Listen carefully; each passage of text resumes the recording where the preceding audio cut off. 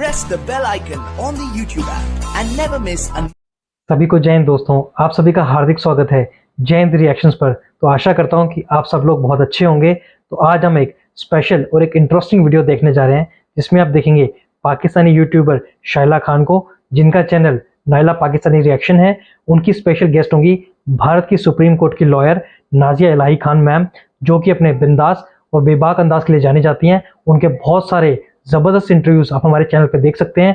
तो आज वो जिस टॉपिक पे बात करेंगी वो बहुत ही अहम टॉपिक है, जो है यूनिफॉर्म सिविल कोड, जो भारत के इतिहास में एक अहम कदम होने वाला है। उसी पे आप देखेंगे दोनों को चर्चा करते हुए। तो ये वीडियो बहुत इंटरेस्टिंग होगी, इसे अंत तक देखें और चैनल पे नए हैं तो चैनल को सब्सक्राइब कर दें ताकि आपको इस इंटरेस्टिंग वीडियोस देखने को मिलती रहें। तो चलिए बिना किसी देरी के इस वीडियो की शुरुआत करते हैं। जय हिंद, जय भारत। हेलो फ्रेंड्स, अस्सलाम वालेकुम, नमस्ते एंड सत श्री अकाल। और आप देख रहे हैं मेरा खास शो डिबेट विद शाइला। और आज के इस खास शो में हमें ज्वाइन किया है नाजिया इलाही खान ने, जो कि किसी तारुफ के मोहताज नहीं है, सोशल मीडिया पर उभरता हुआ नाम और सोशल एक्टिविस्ट के तौर पर काम करी है। Thank you so much ma'am हमारे शो को ज्वाइन करने के लिए। अस्सलाम वालेकुम, नमस्कार, बहुत बहुत शुक्रिया शाइला। आप भी खान है, मैं भी खान हूँ, बहुत बहुत शुक्रिया मुझे बुलाने के लिए। दो खान का टकराव जब भी शो में होता है बहुत लोगों को पसंद आता है। और आजकल भारत में जिस चीज़ पे बहुत ज़्यादा चर्चा हो रही है, आज हम आपसे आपकी कीमती राय जानने की कोशिश करें। यूनिफॉर्म सिविल कोड, जो कि बहुत से लोगों के लिए उम्मीद भी है और बहुत से लोग इससे डर रहे हैं, घबरा रहे हैं।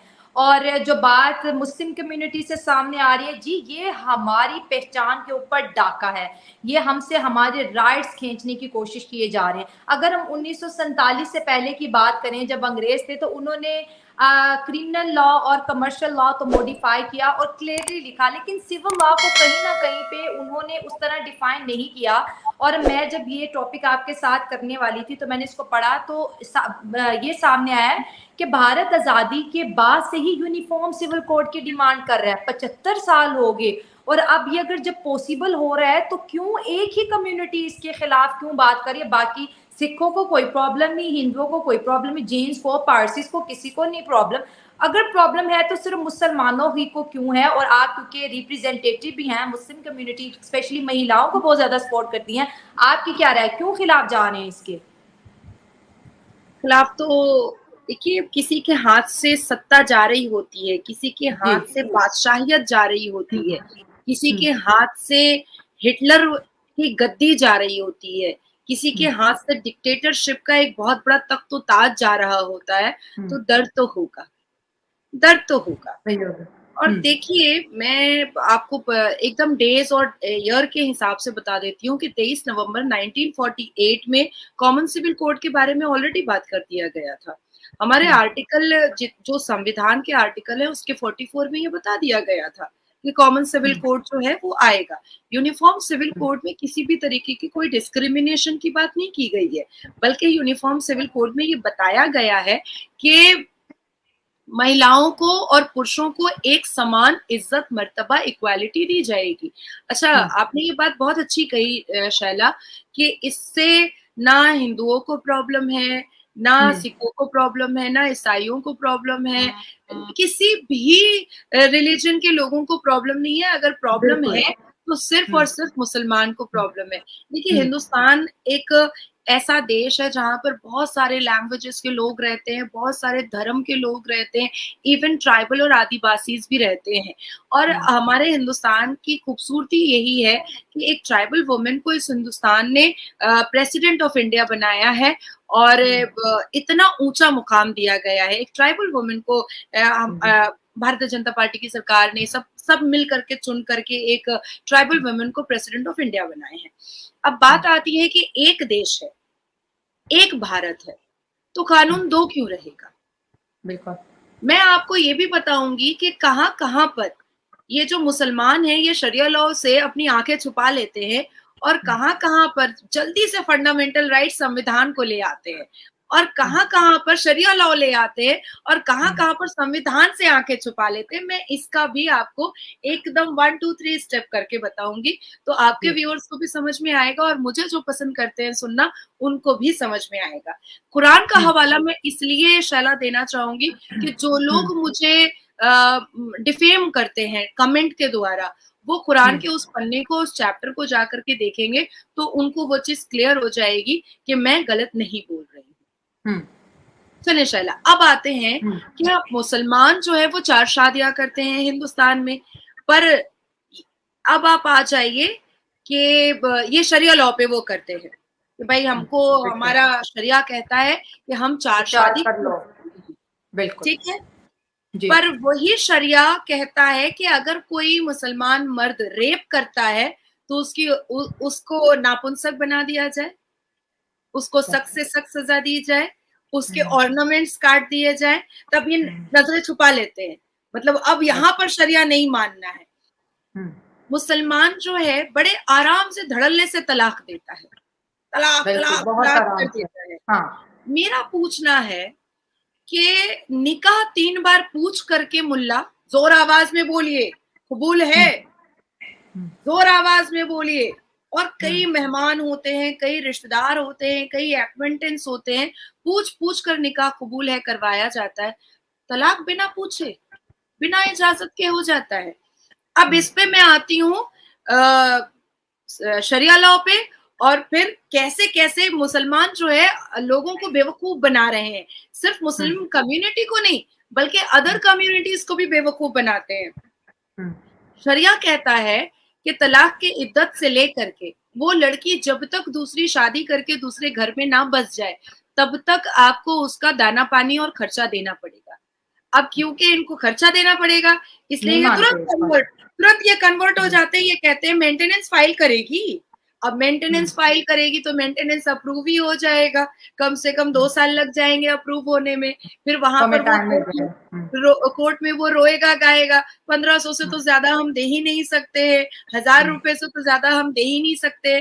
तो आप सोचो कि कहाँ कहाँ पर ये मौलवी मुल्ला लोगों को बेवकूफ बनाते हैं और हर एक कास्ट और क्रीड को बेवकूफ बनाते हैं। जहां पर इनको फ्लेक्सिबिलिटी मिलती है ये शरिया लॉ ले आते हैं, जहां इनको फ्लेक्सिबिलिटी नहीं मिलती है वो संविधान को मानने लगते हैं। यही संविधान, हिंदुस्तान का संविधान आर्टिकल 44 कहता है कि यूनिफॉर्म सिविल कोड है, इसको नहीं मानेंगे, वो आर्टिकल 44 को नहीं मानेंगे, लेकिन फंडामेंटल राइट्स पर जरूर कूदेंगे कि आर्टिकल 19 हमारा है, आर्टिकल 14 हमारा है, आर्टिकल 21 हमारा है, आर्टिकल 22 हमारा है। भैया तुम उसी संविधान के आर्टिकल 44 को नहीं मान रहे हो, पर जो फंडामेंटल राइट्स है उसके लिए तुम आर्टिकल चिल्ला रहे हो। तो ये हुई एक टॉपिक। अब देखिए कि एक भारत है, एक भारत में एक मुस्लिम कम्युनिटी का जो मर्द है वो फैसिलिटीज उठाता है कि वो 4 शादियां करता है और अपने बिस्तर का 4 सेक्स टॉय रखता है। लेकिन वहीं पर देखिए हिंदुओं की सिविलाइजेशन को कि वो एक शादी में बंधे होते हैं और जैसे ही दूसरी शादी करते हैं उनके ऊपर सेक्शन 494 और 7 इयर्स का पनिशमेंट लग जाता है। राइट। आप सोचो कितनी फैसिलिटीज ये शरिया लॉ से लेते हैं। एक मुसलमान मर्द जब अपनी बेटी की उम्र की या माइनर लड़की से शादी करता है तो वो कहता है हाँ उसके पीरियड्स स्टार्ट हो गए हैं, शादी हो सकती है, निकाह जायज है। शरिया कहता है ये जायज है, जायज है, ये मुसलमान कहता है एज पर शरिया लॉ। वहीं पर आप हिंदू की सिविलाइजेशन को और हिंदुओं की सभ्यता को देखिए कि उन्होंने एक्सेप्ट किया है कि अगर कोई हिंदू मर्द बहुत कम एज की लड़की से माइनर से शादी करता है तो उसके ऊपर पॉक्सो के एक्ट लगते हैं, जुवेनाइल रेप के एक्ट लगते हैं और उसको पूरी जिंदगी जेल में रहना पड़ता है। जबरदस्त।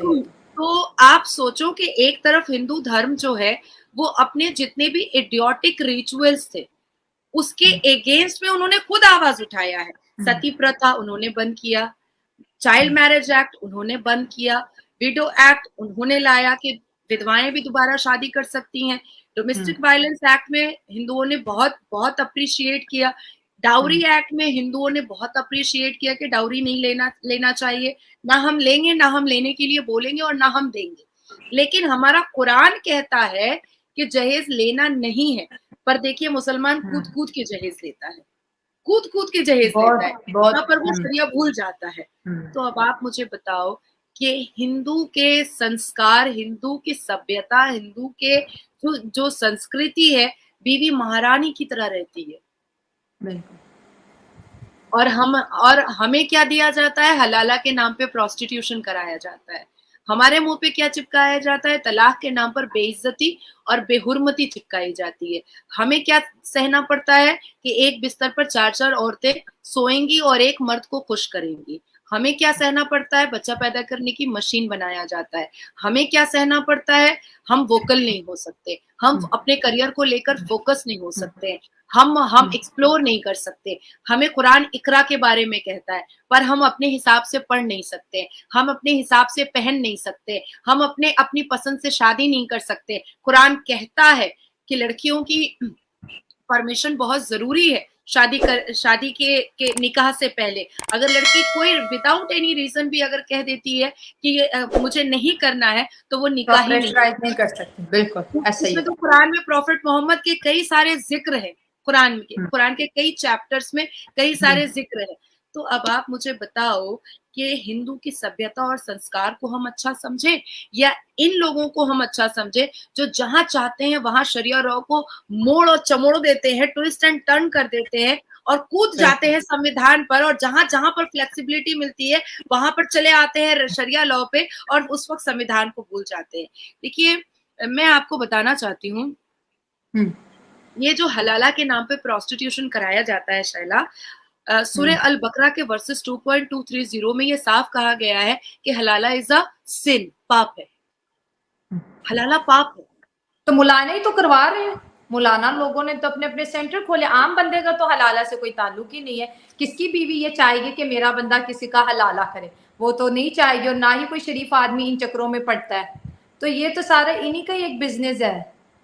हाँ एग्जैक्टली, यही तो दुकान, मजार की दुकान, ये जो चादर की दुकान है, ये जो फूल की दुकान है, ये जो इत्र की दुकान है, ये जो अगरबत्ती की दुकान है, ये जो फितरा ज़कात की दुकान है, ये जो वक्फ बोर्ड पे लैंड माफिया की दुकान है, ये जो चंदा की दुकान है, ये जो विदेशों से पैसा मंगाने की दुकान है मदरसे के नाम पर, ये जो औरतों को डिप्राइव करने की दुकान है, ये जो औरतों से हलाला के नाम पे प्रोस्टिट्यूशन करवाने की दुकान है, ये जो औरतों को बेइज्जत करने की दुकान है, ये जो औरतों को उनके खुद के हुकूक से एकदम अलग कर देने की दुकान है, ये दुकान बंद हो रही है। इसीलिए इनको दर्द हो रहा है, इसीलिए इनको तकलीफ हो रही है। देखिए शैला, मैं आपको और भी बहुत सारे एग्जाम्पल्स दूंगी। 1995 में एक क्रिश्चियन औरत ने सुप्रीम कोर्ट ऑफ इंडिया का दरवाजा खटखटाया था अडॉप्टेशन के लिए, और उस वक्त भी सुप्रीम कोर्ट ऑफ इंडिया ने कहा था कि अरे भाई, ऐसा कोई कॉमन लॉ लाया जाए जो अलग अलग कास्ट और क्रीड को अलग अलग तरीके से ना देख करके एक ही कानून में सबको देखा जाए। कोई अडॉप्टेशन नहीं कर सकता है तो कोई कुछ नहीं कर सकता है। ये सारी चीजें कैसी हैं? 1984 में सबसे पहले हिंदुस्तान के सुप्रीम कोर्ट ऑफ इंडिया में तलाक को बैन करने के लिए दरवाजा खटखटाया गया था। 2016 में मैंने ट्रिपल तलाक, 1984 मेरा जन्म भी नहीं हुआ था, 2016 में मेरा पिटिशन गया था, और 2017 में हम लोगों के सबमिशन के बाद एक बेंचमार्क हिस्टोरिकल जजमेंट आया और 3 तलाक को बैन किया गया। 1984 से लेकर के 2017 तक हमने जंग लड़ा, तब जाकर के 3 तलाक बैन हुआ। और ये all India Muslim personal law board हमेशा, आज भी मेरे को टारगेट करता है, आज भी मुझे टारगेट करता है, जस्ट बिकॉज कि मेरा सुप्रीम कोर्ट ऑफ इंडिया के कॉन्स्टिट्यूशन बेंच पर पॉलीगेमी और हलाला को बंद करने के लिए भी पिटिशन लगा हुआ है, पब्लिक इंटरेस्ट लिटिगेशन लगा हुआ है। मुझे हर रोज मलाई किया जाता है। तो कुरान कहता है कि औरत को गाली दो, कुरान कहता है कि औरत को बेइज्जत करो। भाई, मैं तो जो कर रही हूँ वो कुरान भी कह रहा है कि वो गलत है, वो गलत है। देखिए, सूरह अल अहज़ब चैप्टर 37 में हजरत ज़ैद अलैहिस्सलाम को प्रॉफिट मोहम्मद ने अडॉप्ट किया था, मक्का में अडॉप्ट किया था। और जब वो बड़े हुए प्रॉफिट मोहम्मद की गोद में, तो उनकी शादी ज़ैनब से की गई, हजरत ज़ैनब से की गई। अनफॉर्चुनेट हजरत ज़ैद का इंतकाल हो गया और हजरत ज़ैनब का निकाह प्रॉफिट मोहम्मद से हो गया। वहां से अडॉप्टेशन को खत्म किया गया। वहां से पहले वो बहू थी, फिर बीवी बन गई, आप जी, ये कहना चाह रहे हैं? पहले वो अडॉप्टेड चाइल्ड की बीवी थी, मतलब अपनी बहू थी। और हजरत जैद के डेथ हो जाने के बाद हजरत जैनब जो है वो प्रॉफिट मोहम्मद मतलब अपने ससुर की बीवी हुई। तो ठीक हो वहां गया। से अडॉप्टेशन को कुरान ने पूरा तबसरा दिया है सूरे अल अहज़ब 37 में, कि वहां से अडॉप्टेशन को बंद किया गया। अब मेरा मानना है, ह्यूमैनिटेरियन ग्राउंड पे अगर देखिए, मान लीजिए मैं रोड से जा रही हूँ, एक लावारिस बच्चा रोड पर किनारे पर पड़ा हुआ है, क्या मेरी इंसानियत ये नहीं कहेगी कि मैं उसको अडॉप्ट कर लूं? बिल्कुल। अब सपोज कि वो लड़की है, वो जवान हो गई, उसकी मैंने शादी खड़े होकर के करवाई है और उसका इंतकाल हो गया, वो डेथ हो गई, तो क्या उसके हस्बैंड से मैं शादी करूंगी जिसको मैं पूरा जन्म बेटी बोलते पे आ रही हूँ? नहीं हो सकता, मौशरती एतबार से तो नहीं हो सकता। मौशरती एतबार से मतलब ह्यूमैनिटेरियन ग्राउंड से कभी नहीं हो सकता है। नहीं हो सकता जी। तो अगर ऐसी चीजों को बिल्कुल हटा करके सिर्फ और सिर्फ संविधान पर अगर चला जाए तो क्या बुरा है? तो दोस्तों आशा करता हूँ कि वीडियो आपको बहुत पसंद आई होगी और इस डिस्कशन को आपने अंत तक देखा होगा और आपको बहुत कुछ जानने को मिला होगा। तो जैसे कि आपने देखा कि नाजिया खान जी ने अपने बिंदास और अपने बेबाक अंदाज से यूनिफॉर्म सिविल कोड यानी कि समान नागरिक संहिता के विरोधियों को मुंह तोड़ जवाब दिया और उनकी बोलती बंद कर दी, और कितने बेहतरीन तरीके से उन्होंने इस पूरे यूनिफॉर्म सिविल कोड को एनालाइज किया। तो आशा करता हूँ वीडियो में आपको काफ़ी कुछ जानने को मिला होगा। ऐसी इंटरेस्टिंग और लेटेस्ट वीडियोस देखने के लिए आप चैनल को सब्सक्राइब कर सकते हैं, और जो भी आपके विचार हैं आप अपने विचार हमें कमेंट सेक्शन में लिखकर जरूर बताएं, हमें आपके विचारों का इंतजार रहेगा। तो चलिए अगली वीडियो में हम फिर मिलेंगे, तब तक आप अपना ध्यान रखिए। जय हिंद, जय भारत।